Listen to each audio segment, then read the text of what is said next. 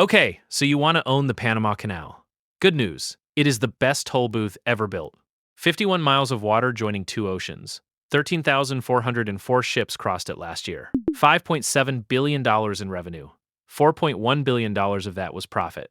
That is roughly 72 cents of profit on every dollar, earned by a ditch. You cannot buy it. Not it's expensive. Not the owner isn't selling. You cannot buy the Panama Canal because a country wrote into its constitution that nobody ever can. By the end of this video, you will understand why the United States spent a decade and thousands of lives building the most valuable shortcut on the planet, and then handed it over without charging a dollar. You will understand why the canal's real product is not distance and not time, but fresh water it can never get back. You will understand why a shipping company recently paid $4 million just to stand in a shorter line. And you will understand why the biggest threat to a $5 billion business is rain. Start with the price of entry, because there isn't one. The French tried first in the 1880s and collapsed under disease and cost overruns.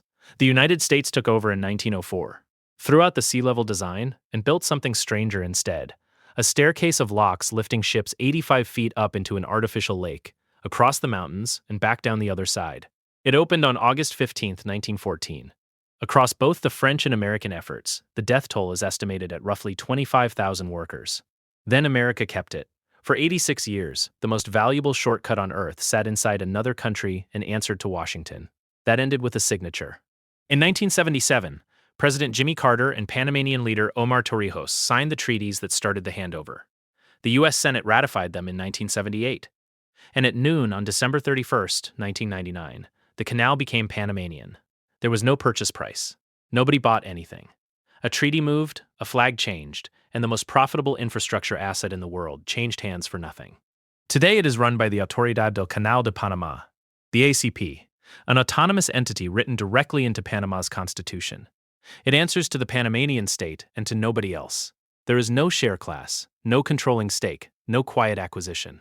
The barrier to entry is not capital. You do not buy the Panama Canal. You have to be Panama. So look at what being Panama is actually worth. In fiscal year 2025, the canal reported revenue of $5.7 billion, up more than 14% on the year before. Net profit came in at $4.1 billion. Those are the canal's own preliminary, unaudited figures, so treat them as the operator's number rather than an audited one. But even discounted, they are extraordinary. 72 cents of every dollar that comes in stays in. Hold that against anything else you know. Most large public companies operate somewhere between 5 and 15% net margin. Luxury brands, the ones with the reputation for absurd pricing power, tend to land in the 30s. Your local gas station keeps a few cents on a gallon of fuel. The canal keeps 72 cents on the dollar, and it does it by opening a gate. The reason is brutally simple. There is no competitor.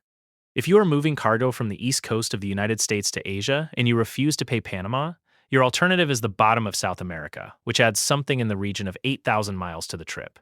That is not a negotiation. That is a hostage situation with a published price list. But here's the part that breaks the model. You are not actually selling a crossing. Every ship that goes through the canal is lifted by gravity. No pumps. The locks fill from an artificial lake called Gatun, 85 feet above sea level, and each chamber takes on roughly 26.7 million gallons of fresh water every time a vessel is raised or lowered. Run a ship through the full staircase and you have spent something close to 50 million gallons. None of it comes back. It flows down through the locks, out into the ocean, and mixes with salt water. There is no recycling loop. The lake refills one way only. It rains. So the Panama Canal is not a toll road. It is a business that sells fresh water in 50 million gallon units and gives it away free with every ship. For 100 years, that worked. Then it stopped raining. The drought that hit in 2023 pushed Gatun to levels the canal had never operated at. The ACP started rationing. Daily transits, against a working capacity of 36, were cut to 25 by November 2023. The full year showed it. Fiscal year 2024 closed with 11,240 transits. The year after, with the water back, it was 13,404. Same locks, same ships waiting. The only variable was rainfall. And that is when the canal discovered what it was really selling. Because when the queue got long, the queue became the product. The canal sells its daily slots in advance, and it auctions off the ones that are left. Under normal conditions, that auction is routine. A Neo-Panamax slot opens around $100,000. Before the market tightened in 2026, slots were changing hands somewhere near $135,000. In November 2023, at the worst of the drought, One operator bid $4 million for a single slot. $4 million, on top of the standard toll, to move a gas carrier a few days earlier than the ships in front of it. The ACP confirmed the price. Then it happened again.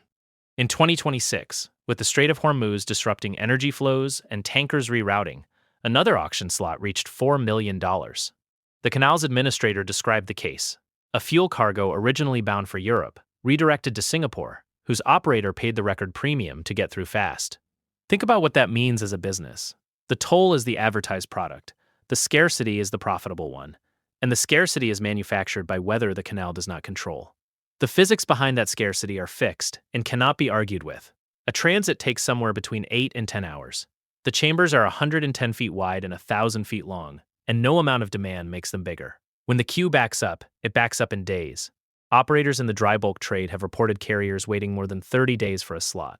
At that point, a shipping company is doing arithmetic that has nothing to do with the toll. What a month of a chartered vessel costs against what a place in line costs.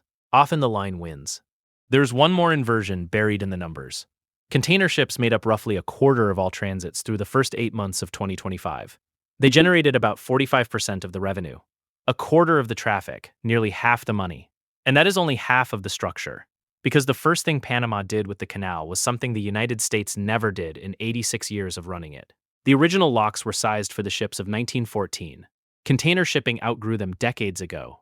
Vessels too wide for the chambers simply had no way through, which meant the most important shortcut in world trade was quietly turning away its most valuable customers.